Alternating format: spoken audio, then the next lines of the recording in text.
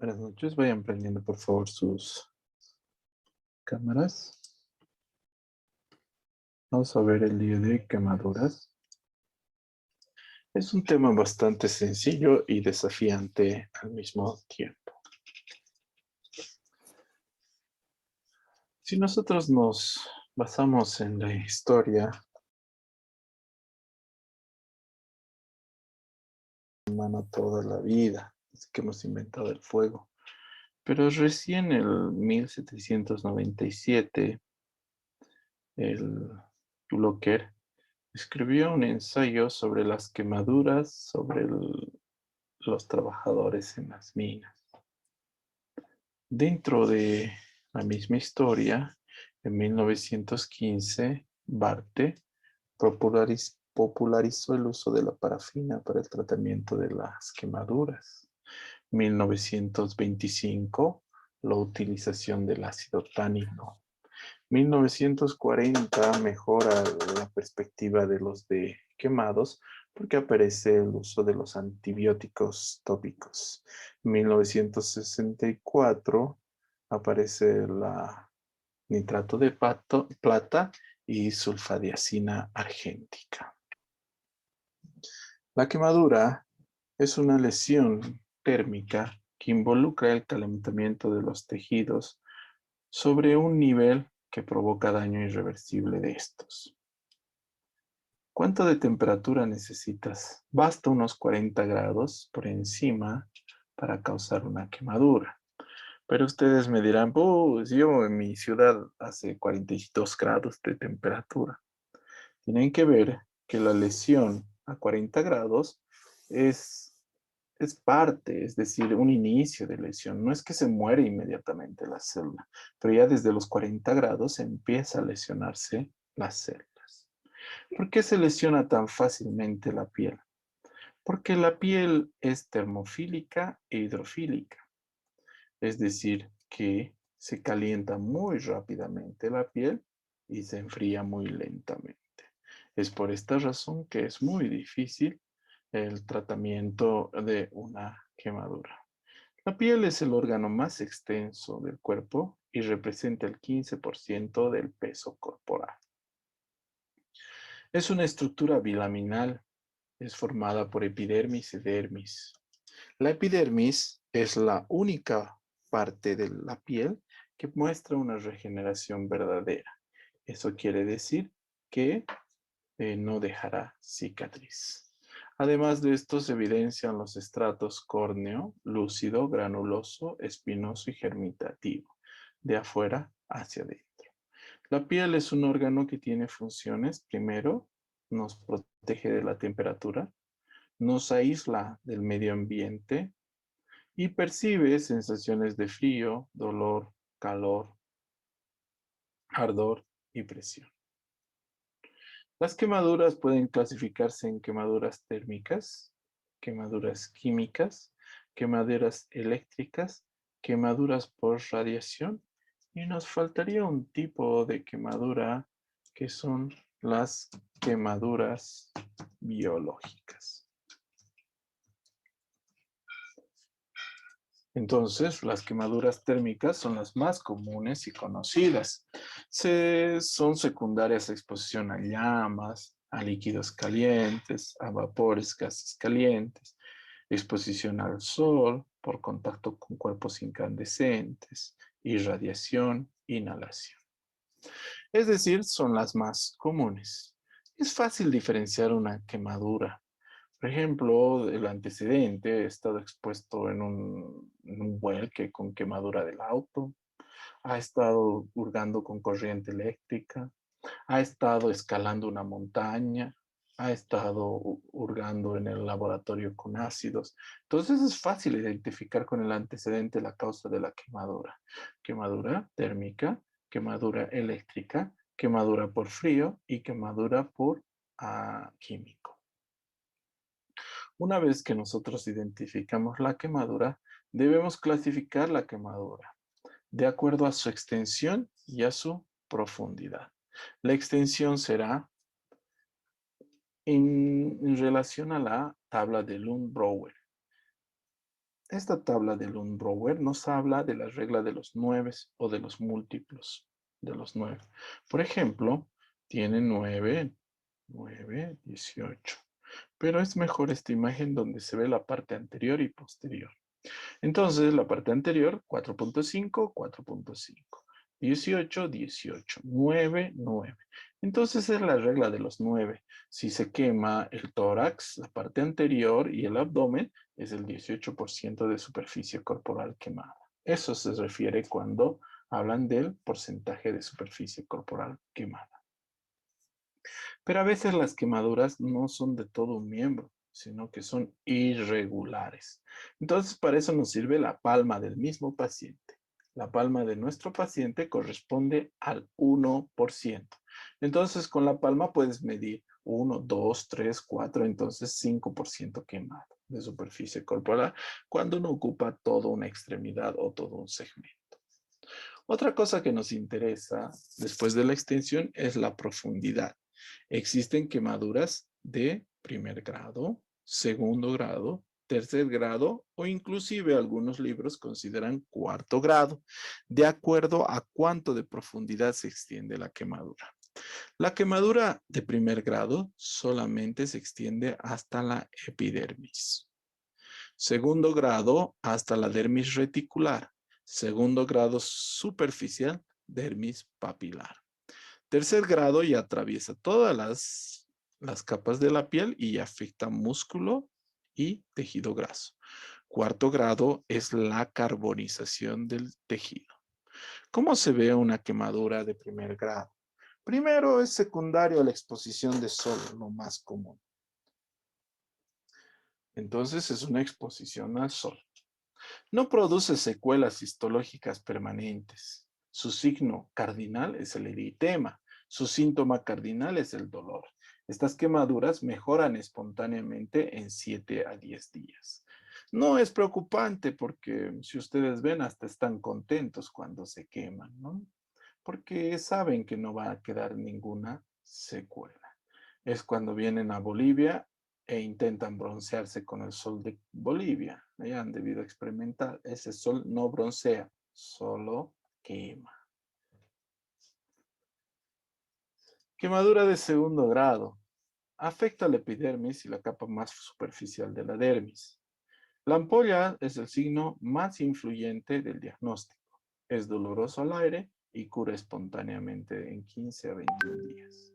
Pero es muy extenso el analizar la quemadura de segundo grado. Por eso dividimos quemadura de segundo grado superficial y quemadura de segundo grado profundo. La quemadura de segundo grado superficial afecta a la epidermis y un tercio superior de la dermis.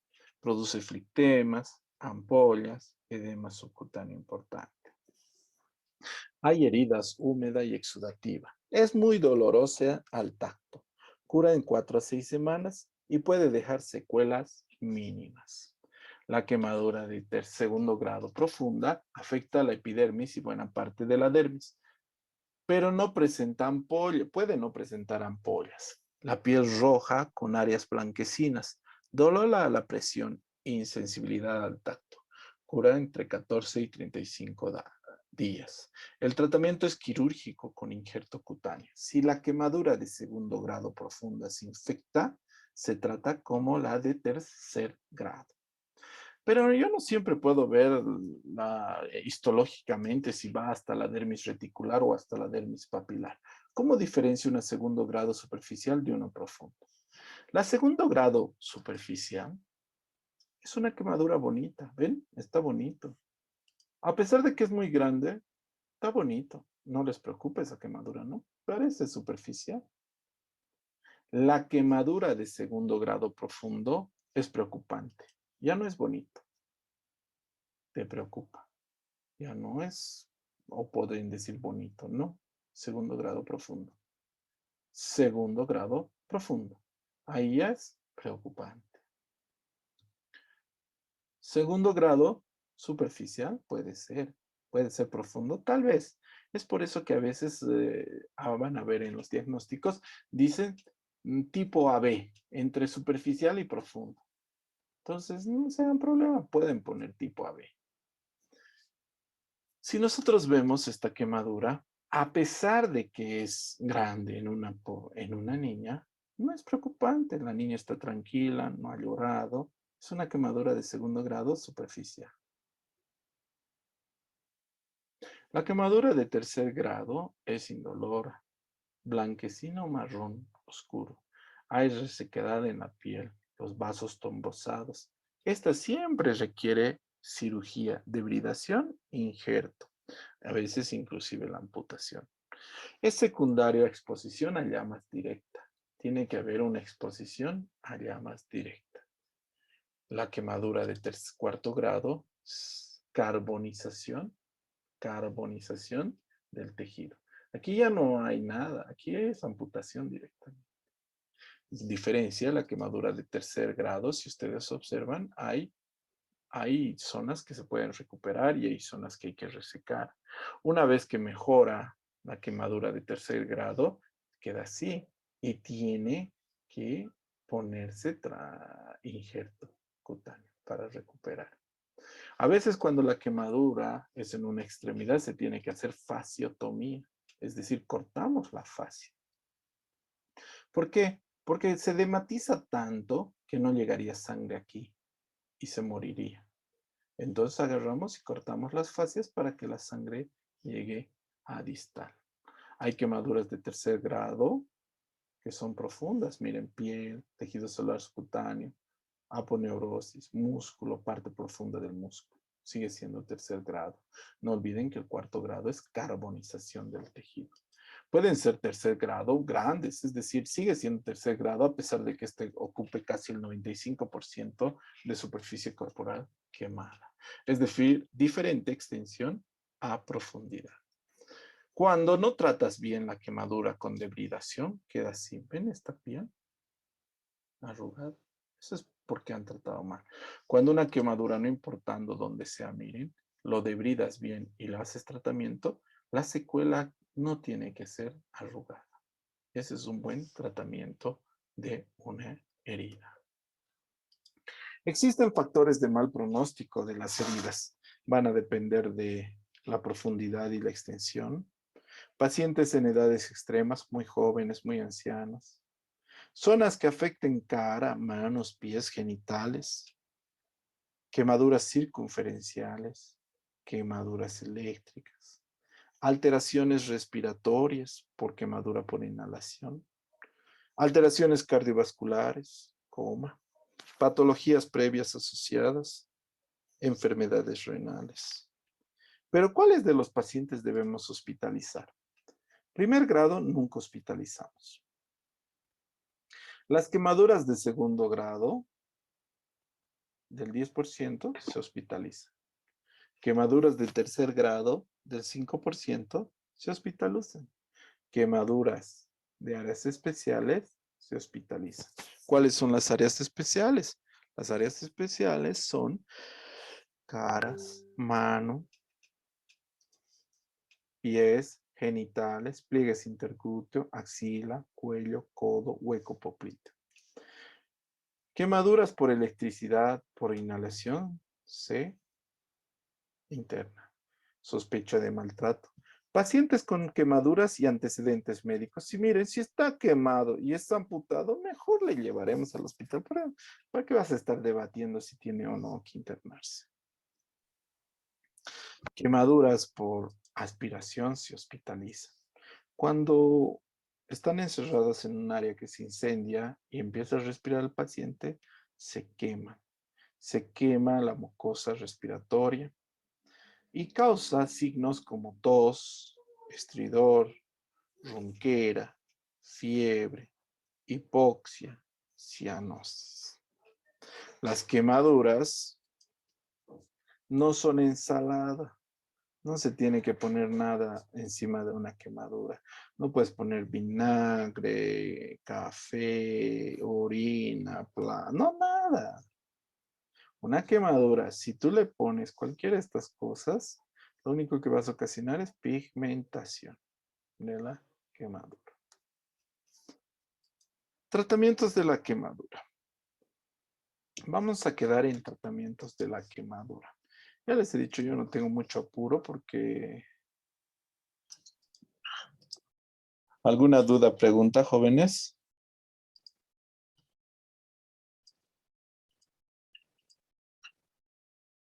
Todo creo que quedó claro, ¿no?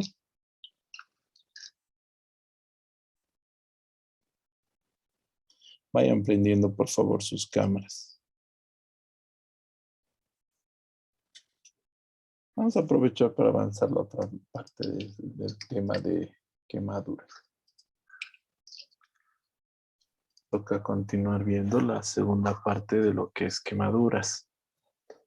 Dentro del tratamiento de las quemaduras va a depender de la extensión y obviamente de la profundidad de la quemadura. El tratamiento de la quemadura está sujeto a tres pilares principales. A uno, restitución de líquidos. Dos, soporte nutricional. Y tres, la intervención quirúrgica para que el paciente mejore. En el manejo inicial del paciente quemado, hacemos un examen físico completo. Aseguramos la vía aérea, más si sospechamos una quemadura por inhalación. Descartamos trauma asociado. A veces los quemados están asociados con alguna fractura. Calculamos el porcentaje de superficie corporal quemada y pesamos y medimos al paciente. Mientras más grave sea la quemadura, más importante es tomar el peso del paciente. El paciente con quemadura, siempre que se pueda, debe ser manejado con un catéter venoso central. El catéter venoso central ya hemos visto que nos permite administrar gran cantidad de volumen líquido dentro del paciente directamente a la aurícula derecha. Segundo, colocamos una sonda vesical o una sonda Foley. Esta nos permite monitorizar cuánto de orina tiene cada hora. Se calcula una diuresis horaria por lo menos de 1 ml kilogramo hora. En adultos puede ser mantener la diuresis horaria en 50 cc hora sin quemados. Si es una quemadura eléctrica, mantener de 80 a 100 cc de orina a la hora. Y si es en niños, 2 cc kilogramo hora o 3 a 5 cc kilogramo hora si es una quemadura eléctrica. El paciente quemado se le debe poner una sonda nasogástrica para iniciar una dieta temprana. Esto se hace más necesario cuando hay una quemadura del 15 a 20% de la superficie corporal quemada. El manejo de utilizar una sonda nasogástrica en un paciente quemado nos permite iniciar una alimentación enteral temprana, evitar una translocación bacteriana, evitar sangrado del tubo digestivo superior, tomar una o dos venas periféricas y evitar venas periféricas del miembro inferior.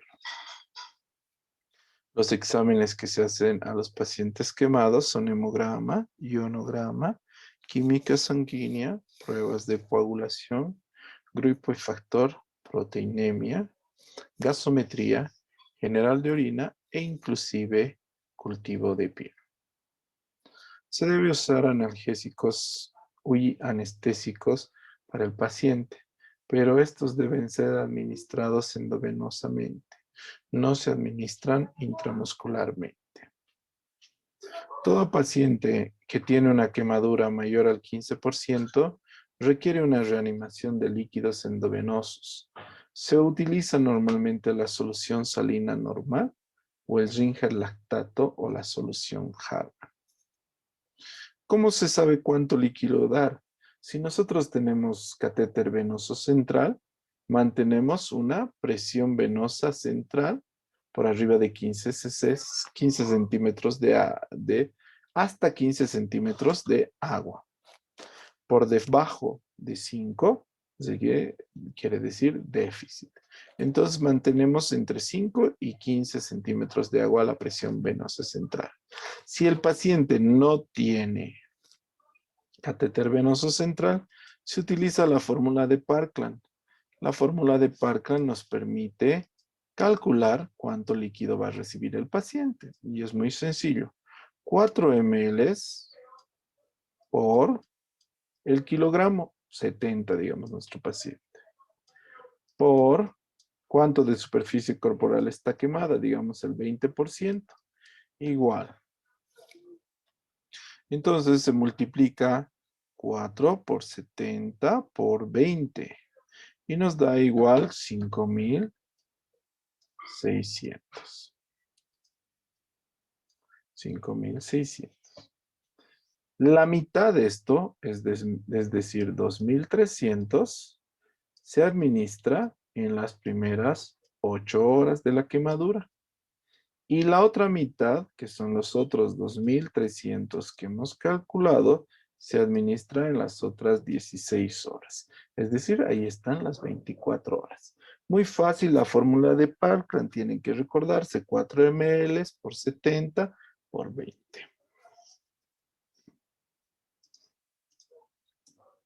¿Es la única fórmula que existe? No, existen otras fórmulas. Por ejemplo, aquí tenemos la fórmula de Parkland-Baxter, que utiliza 12 ml por kilo por superficie corporal más 2.000 cc de solución cristaloide. Hay otras fórmulas también, como ser la de Evans, la de Brock y Brock modificada. Pero estas fórmulas normalmente necesitan coloides como albúmina o solución glucosada. En algunas instituciones no hay albúmina y además es mucho más sencillo aprender una fórmula de Harman, donde dices 4 ml por peso por superficie corporal quemada. Es mucho más simple aprender la fórmula de Parkland. A las segundas 24 horas, en lo que es fórmula de Parkland, que está acá, se da de 20 a 60% del volumen plasmático calculado. Es decir, lo necesario para mantener un volumen urinario de 1 ml kilogramo hora. Debemos controlar en un paciente quemado, primero, muy importante, la diuresis horaria, 1 ml kilogramo hora. Segundo, el pulso. Tercero, presión arterial, estado de conciencia, llenado capilar y la temperatura. ¿Qué hacemos en el tratamiento local? Va a depender de qué grado de temperatura sea. Si es de primer grado, lo único que tenemos que hacer es refrigerar con compresas húmedas y utilizar una crema hidratante. Tomar líquidos abundantes y si es necesario algún analgésico. No necesita más del primer grado, ningún otro tipo de tratamiento. La quemadura de segundo grado, también enfriamos la zona, pero ya limpiamos la zona con antisépticos. Retiramos los cuerpos extraños y evacuamos las ampollas que tienen células desvitalizadas y se cubre la herida. Tercer grado, perdón, en el segundo grado se cubren las heridas sobre sulfadiazina argéntica. O puede ser sulfadiazina de plata, que es lo mismo. Se hace analgesia según el dolor y se hace una profilaxis antitetánica. En el tercer grado ya se debe hacer un desvidramiento quirúrgico, es decir, retiro del tejido necrótico. Cubrir con gasas y curar diariamente. A este quemado de tercer grado se da profilaxis antitetánica, analgésicas, se tiene que dar analgesia, aunque se dice que el segundo grado no duele, pero hay quemaduras que coexisten con quemaduras de segundo grado, así que duele. Se cubre con sulfadiazina argéntica y se espera que cicatrice. Una vez que cicatriza la quemadura, se procede al colgajo, es decir, al trasplante de tejido. Entonces agarra pedazos de piel del propio paciente y se lo va poniendo. La técnica de curación expuesta es colocar al paciente sobre sábanas estériles, lo lavamos con yodo povidoma, eliminamos los frictemas y restos epidérmicos, secamos con gas estéril y cambiamos las sábanas, aplicación de sulfadiazina y mantenemos un ambiente a 33 grados. Curación 2 veces al día.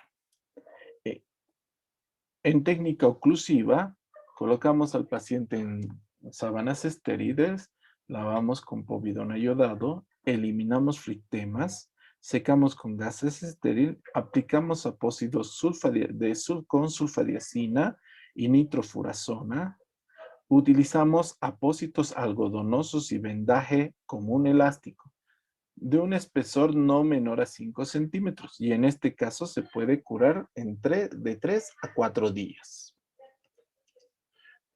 En relación a las quemaduras, existen diferentes tipos de manejo.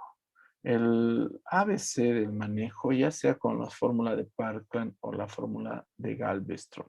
Pero es importante recordar que debemos dar un buen analgésico, fentanilo, un buen protector gástrico, ya sea ranitidina, sucralfato u omeprazol, antibióticos tipo penicilina, cefalosporinas, y después iniciar el tratamiento específico y empezar la vía oral. Se utiliza antibióticos de tópicos. Puede ser la sulfadiazina de plata o el nitrato de plata, cuando las quemaduras no tienen escara. Pero cuando tienen escara las quemaduras, se usa que es el acetato de mafenide, que puede atravesar las escaras. Lo malo es que da acidosis metabólica y su aplicación es dolorosa. La gentamicina no se utiliza en quemaduras porque promueve resistencia. Las quemaduras por inhalación de aire es secundario a una inflamación de la vía aérea pulmonar. Clínicamente, un paciente con quemadura va a tener la boca, miren, como con hollín, las fosas nasales lo mismo, va a tener ronquera, roncus, estridor, esputo e hipoxia. Entonces, a este tenemos que auscultarlo y prevenir. Prevenir, hay que intubarlo para que no se dematice la tráquea y después no pueda respirar nuestro paciente. Las quemaduras eléctricas. Las quemaduras por flash eléctrico es que no existe un paso de corriente a través del organismo. Son exposiciones cortas, lesiones superficiales. Afecta superficialmente al cuerpo, en caras, manos, córnea. Las quemaduras eléctricas ya pasa la quemadura por el cuerpo. Produce lesiones profundas.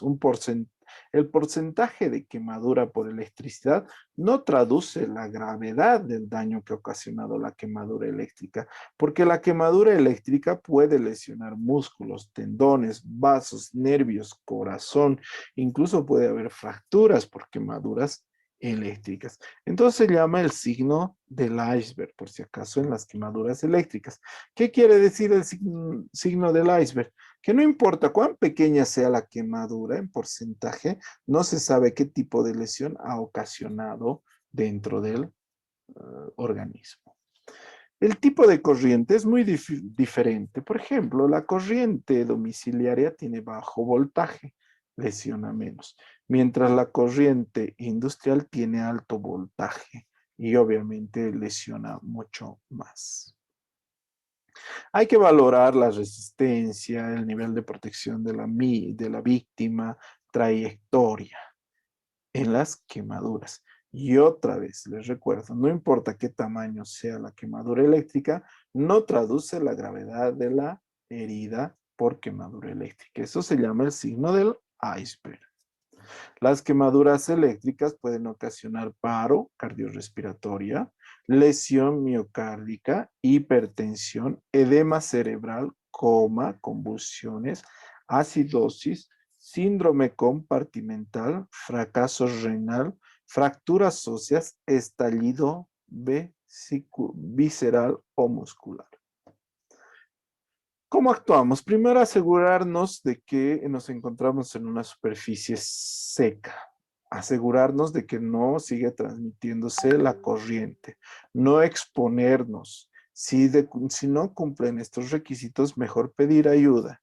Al paciente muchas veces hay que hacerle RCP para recuperar. El tratamiento de las quemaduras eléctricas. En general es como el anterior, pero en este caso se aumentan algunas cosas y detalles. Por ejemplo, se debe hacer una monitorización electrocardiográfica viendo extrasístoles, arritmias. Administrar mayor cantidad de líquidos para aumentar la diuresis horaria. Si hay acidosis o hipercalemia, se da bicarbonato. Si hay edema cerebral, se administra manitol.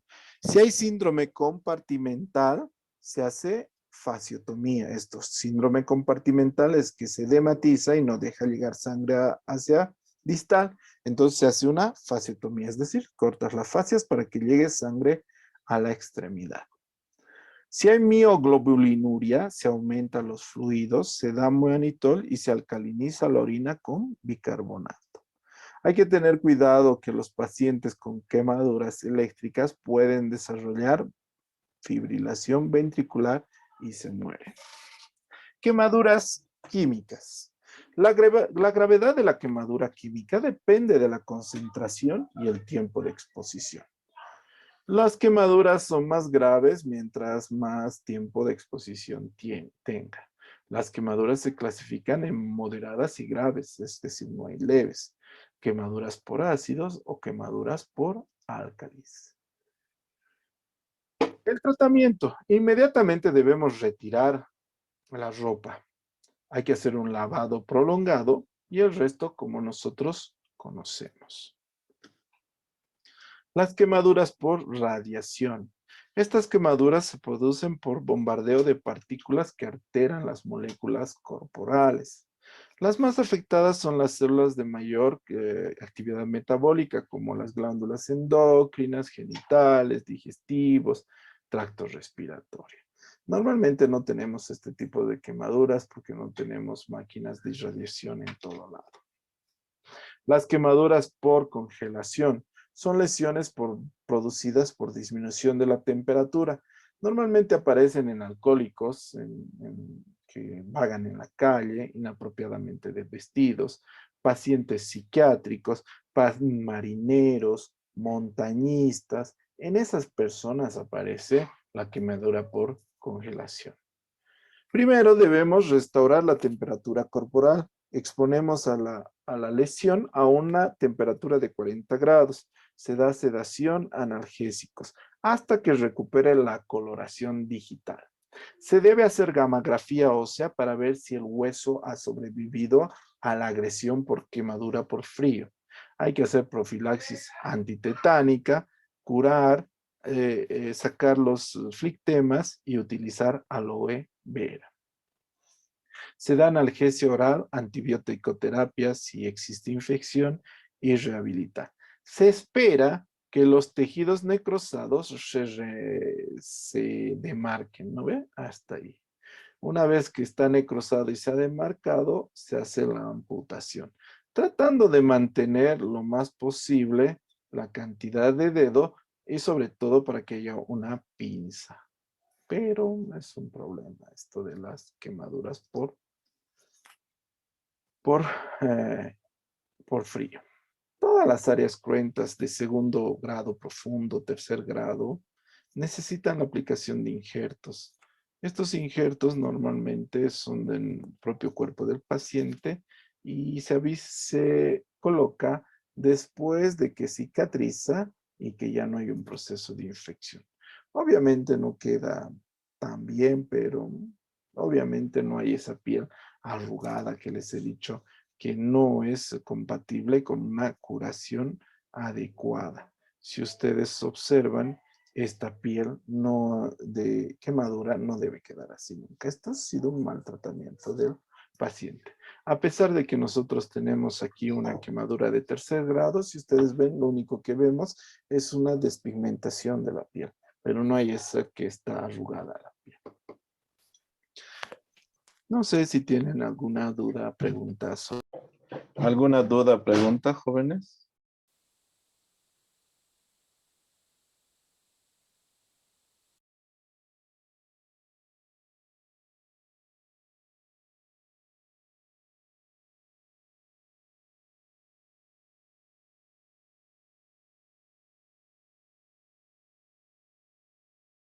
Bueno, si no hay preguntas, vamos a ver cicatrización de las heridas.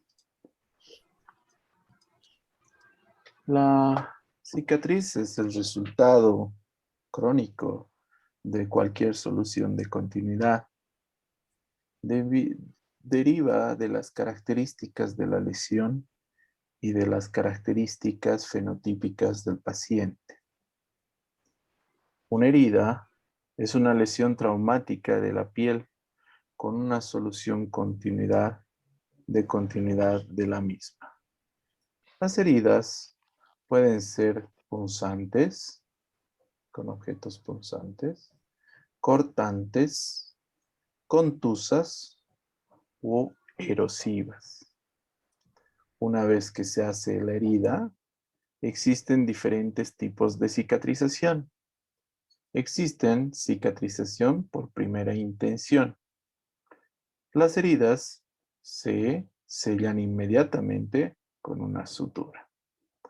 Las heridas, cuando cicatrizan por primera intención, existe una fase inflamatoria del primero al quinto día, donde existe un exudado de sangre, fibrina y necrosis. Hay una iniciación de la regeneración de las células especializadas y la migración de los neutrófilos.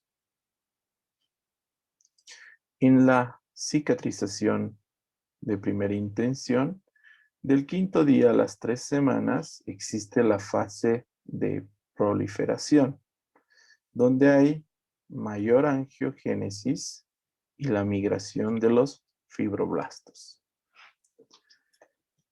Quinto a séptimo día, la fase proliferativa, hay tejidos de granulación, hay neovascularización, miren, ya está cerrando la herida. Entonces, en la fase de proliferativa, ya existe una pequeña regeneración epitelial profunda, que ya sirve de barrera a las bacterias.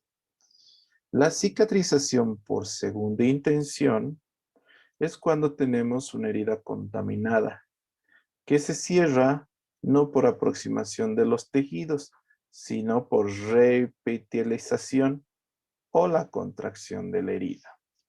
La segunda intención, hay una reacción inflamatoria más intensa que en la primera intención. Hay una cantidad mayor de tejido de granulación. Hay una retracción de la herida y de los miofibroblastos. Si ustedes observan, la herida por segunda intención es una cicatrización más antiestética. La cicatrización por tercera intención requiere una debridación de la herida, más control de la infección y en un tiempo posterior recién suturamos o colocamos un colgajo sobre la herida. Existe una cicatrización de cuarta intención donde hacen trasplante de piel, pero nosotros nos quedamos hasta la tercera intención. Entonces, primera intención, suturas. Segunda intención, una reepitelización y contracción. Y tercera intención, controlas la infección y recién puedes suturar. La cicatrización se define como una masa de tejido conjuntivo fibroso revestido por la epidermis neoformada que ocupa una antigua solución de continuidad producida por el traumatismo. Las fases de la cicatrización son una etapa inflamatoria, etapa proliferativa y etapa de remodelación. La cicatrización se vuelve anormal cuando existe alteración en el riego sanguíneo, cuando existe infecciones, cuando hay isquemia, diabetes, por el tamaño de la herida, radiaciones, edad avanzada, malnutrición, déficit de vitamina C y A, déficit de minerales, zinc y hierro, y glucocorticoesteroides. Entonces, cuando existe una cicatrización anormal, es en estas circunstancias. El aspecto de la cicatriz va a depender del tamaño y la profundidad de la herida, su localización, el tiempo de curación, la edad y la tendencia hereditaria a la cicatrización.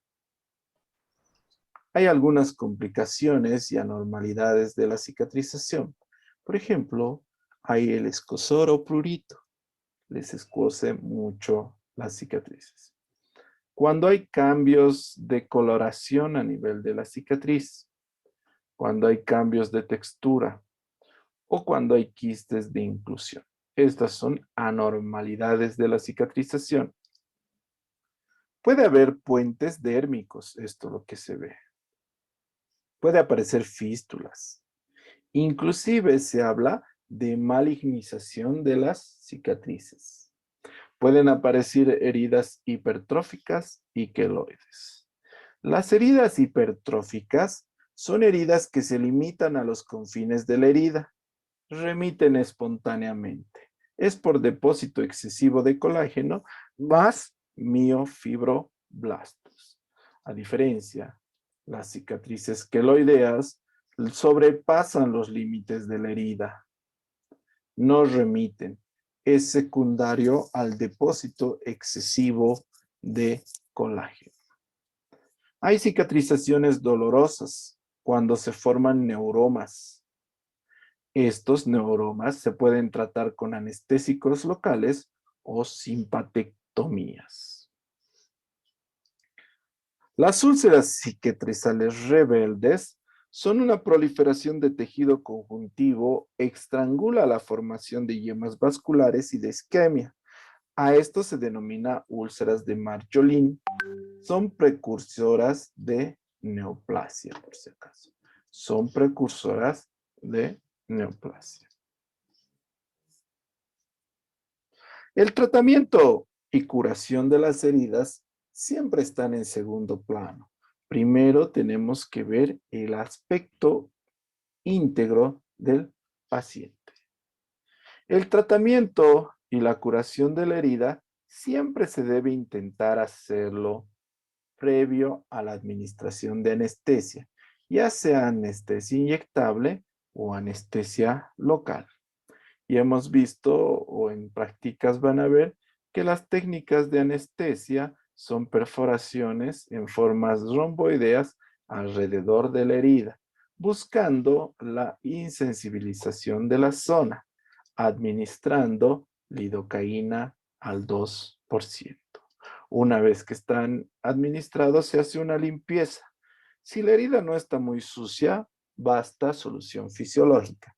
Si está muy contaminada o es por mordedura de animales, inclusive se debe hacer lavado con agua y con jabón.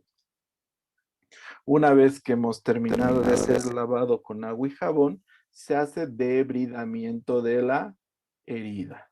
Se recorta los bordes para eliminar todo el tejido necrótico y todo el tejido necrosado. Si la herida es grande, muy separada, se puede hacer sutura si ha pasado menos de 6 horas en cualquier parte del cuerpo. Si es en la cara, se puede suturar hasta 12 horas después de ocurridas las heridas. Si ha pasado de 12 a 36 horas de ocurridas las heridas, se puede reavivar los bordes y aproximarlos, pero hay que dar antibiótico terapia. Hay un riesgo de infección y de hisencia.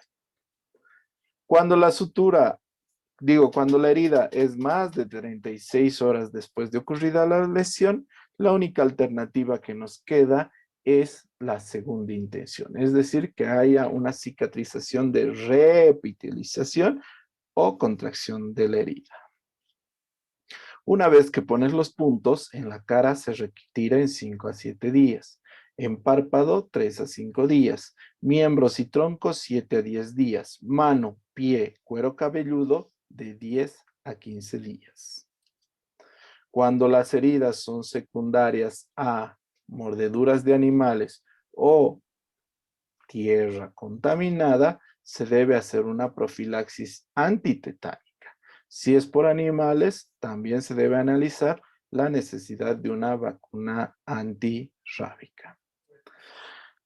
Después de terminar de atender la herida, se debe analizar dar analgésicos como ibuprofeno, diclofenaco, acetaminofeno. Antibióticos como Maxibiotic, cefadina, dicloxacilina y vitaminas si el caso los requiriera. La curación de las heridas depende del tipo de herida. Si nosotros tenemos una herida de una cirugía, se cura normalmente cada 48 horas si es que está limpia las gasas. Las heridas no son ensaladas. No se debe poner ningún tipo de tabaco, colino, vinagre, crema, nada. Las heridas se manejan con antisépticos, gasas y pomadas médicas. No es un tema difícil, más al contrario. No sé si tienen alguna duda, pregunta.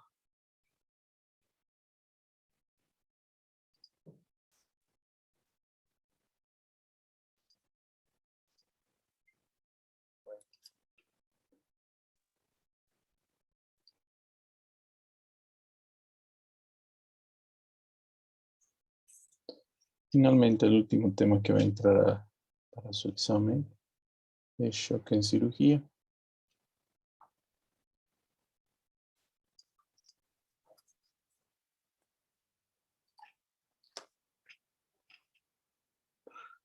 Vamos a ver un nuevo tema que es técnica quirúrgica, el shock en cirugía. El shock en cirugía es una condición en la cual el transporte sanguíneo de oxígeno es insuficiente para satisfacer la demanda metabólica celular. Dicho de otra manera, la energía que manda el cuerpo en caso de shock no alcanza para que la célula sobreviva y por lo tanto va a morir. Eso es el shock. Además, el shock es un síndrome clínico caracterizado por una hipotensión arterial, una presión arterial menor a 90/40 y una presión arterial media menor a 60. Más manifestaciones de hipoperfusión como ser oliguria, confusión mental, piel pálida fría y escaso llenado capilar. Dentro del shock es las demandas para vivir de la célula son mayores que la capacidad del organismo de ofrecer oxígeno. Esto genera hipoxia tisular. Esta hipoxia tisular va a originar alteraciones funcionales y metabólicas, alteraciones estructurales, isquemia y necrosis. El organismo divide el oxígeno de una manera distributiva adecuada, es decir, a todos los órganos. Cuando existe algún trastorno, algún problema, alguna emergencia, el organismo redistribuye las reservas de oxígeno, priorizando algunos órganos en desmedro de otros, priorizando lo que es el cerebro, corazón, pulmones, en desmedro de la parte muscular, intestinal. Las células, como sabemos, consumen oxígeno para generar energía.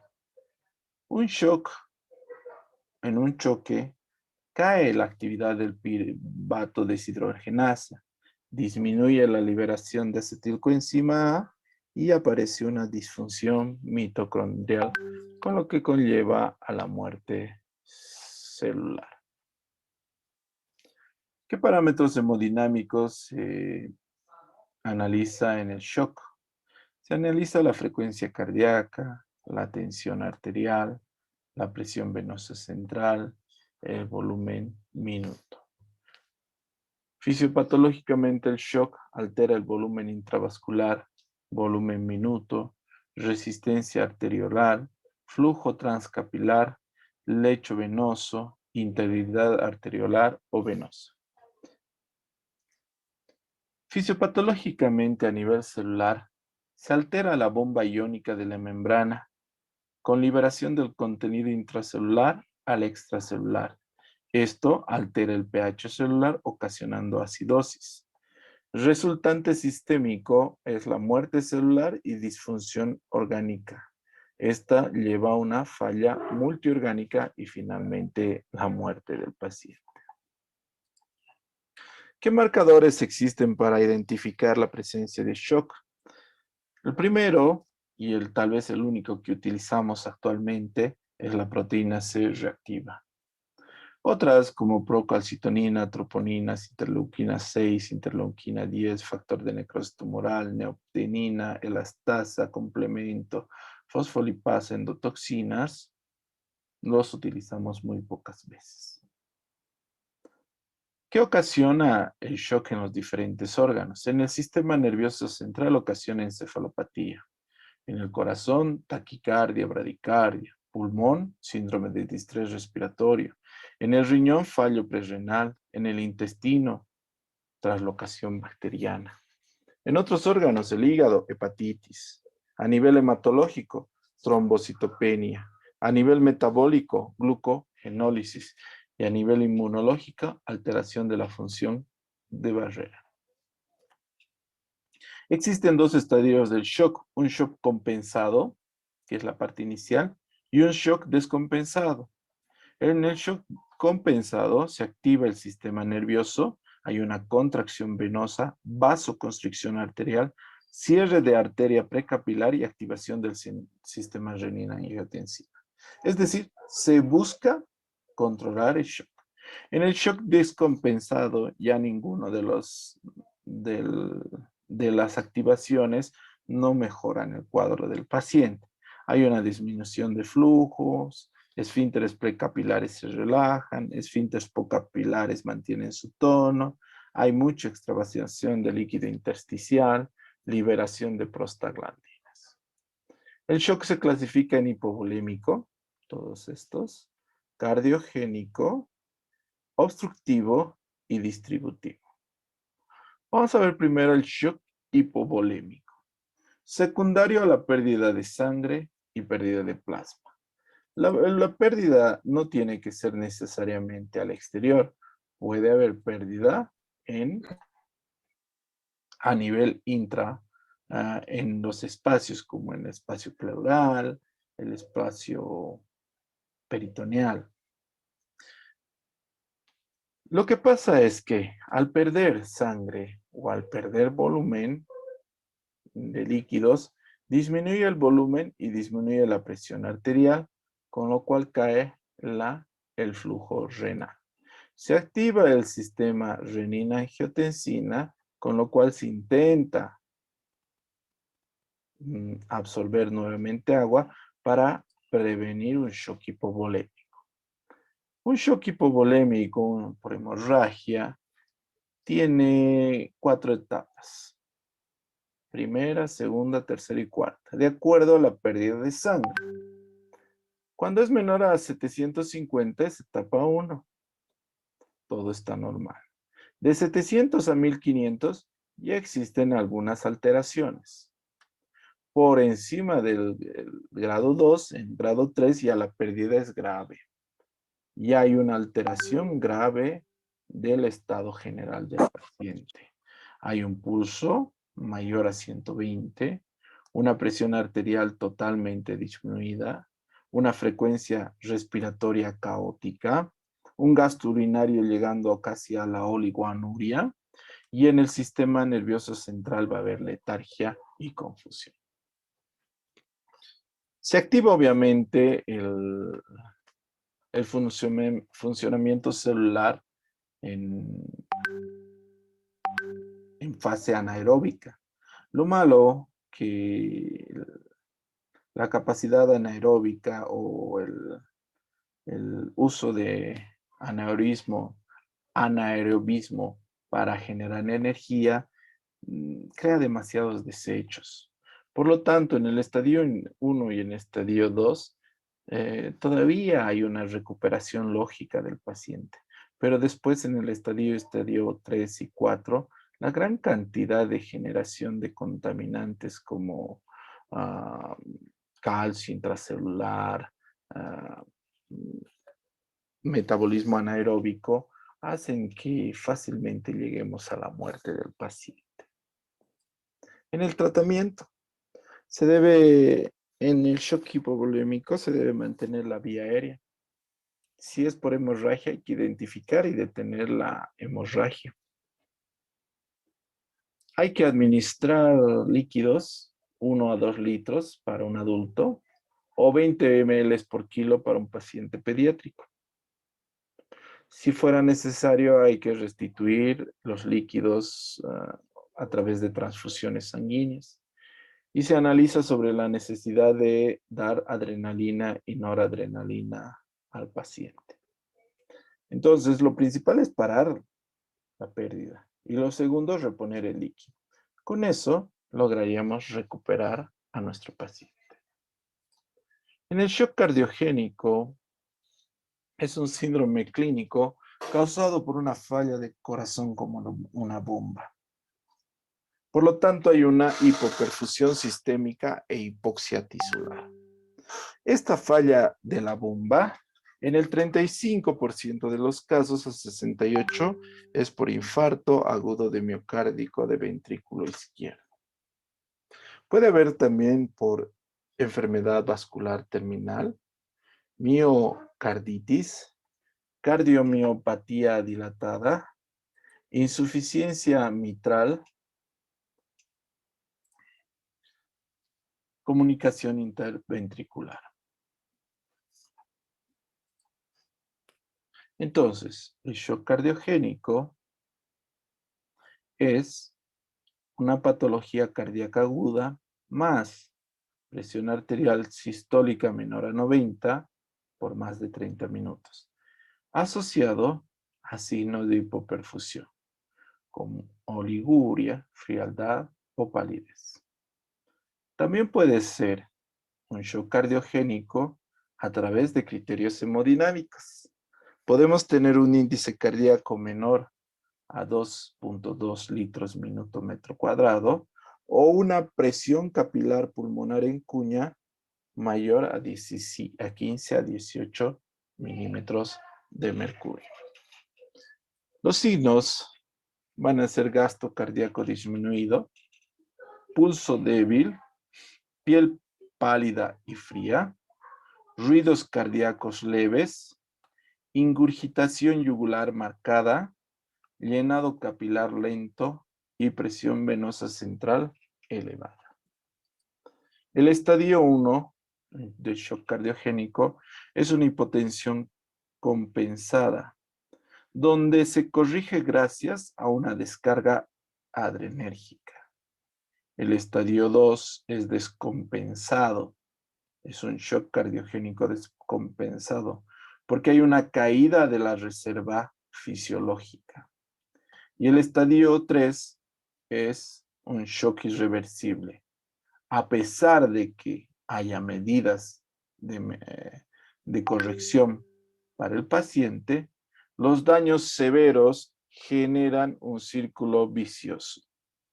Este círculo vicioso da un fracaso de la bomba y muerte. El tratamiento es a través de medidas generales, intubación, tratamiento del dolor, fármacos de acción inotrópica positiva, restitución de líquido y a veces la necesidad de un balón de contrapulsión. El shock anafiláctico es una respuesta exagerada a la presencia de un alergeno. Esto genera histamina, leucotrienos y prostaglandinas, que son los mediadores de inflamación que nos van a dar en las pacientes susceptibles asma, rinitis, eczema, urticaria, angioedema y shock. Es decir, hay personas que son alérgicas a algunas sustancias, a AINES, antibióticos, hemoderivados, alimentos, picaduras de insecto, etc. Pero estas personas alérgicas no directamente van a ser todas shock. Gran parte de ellas hacen angioedema, urticaria, prurito, flushing, broncoespasmo, rinitis, vómitos, hipotensión. Solamente el 5% hacen shock anafiláctico. El shock anafiláctico es una vasodilatación con aumento severo de la permeabilidad capilar, con pérdida del plasma al espacio. Esto ocasiona una caída del gasto cardíaco y una caída de la presión venosa central, con lo que aparece shock anafiláctico. Los signos y síntomas: vamos a tener mareo, rash dérmico, prurito, placas eritematosas, dificultad respiratoria, edema de laringe, facial y palpebral, hipotensión arterial, paro cardiorrespiratorio y muerte. El tratamiento: medidas generales y administración de epinefrina, corticoides y antihistamínicos. Otro de los shock conocidos es el shock séptico. En el shock séptico es la sepsis con hipotensión que no responde a fluidos, con presencia de anormalidades de perfusión. En el shock séptico generalmente mueren el 30% de los pacientes. Por sepsis, 15%, sepsis severa, 20%, shock séptico, 50%. En hombres, más frecuente la muerte. Edad, mayores a 50 años y en personas de color. ¿Qué es lo que pasa en el shock séptico? Normalmente cuando hay invasión de alergenos al cuerpo, hay mediadores inflamatorios y antiinflamatorios. El equilibrio de esto, cuando hay un shock séptico, se pierde. Esta alteración del equilibrio entre antiinflamatorios y proinflamatorios hace que los capilares se dilaten y con esto pierdan gran cantidad de líquido al espacio perivascular y nos generan un shock séptico hiperdinámico, que es inicial, donde todavía el paciente está estable y es reversible, y un shock séptico hipodinámico, donde el paciente ya está en un shock tardío y donde obviamente está totalmente inestable y es irreversible, dando fallos multiorgánicos, microtrombos, coagulación intravascular diseminada y finalmente la muerte. Los signos presentan hipotensión arterial, taquicardia, vasoconstricción cutánea, disminución de diuresis y fiebre. El tratamiento: antibiótico terapia, restitución de líquidos, fármacos inotrópicos positivos. Obviamente, se tiene que manejar en terapia intensiva. Shock neurogénico. El shock neurogénico es pérdida de la inervación autonómica del sistema cardiovascular. ¿Qué quiere decir? Normalmente las venas y las arterias, gracias al sistema nervioso central, mantienen un tono, es decir, comprimido. Si se pierde este control del sistema nervioso central, se dilatan, se vasodilatan. Esto se puede ocasionar por una lesión en la médula espinal, anestesia, drogas y desórdenes neurológicas. Esto, el shock neurogénico, genera una hipotensión severa por vasoplejía.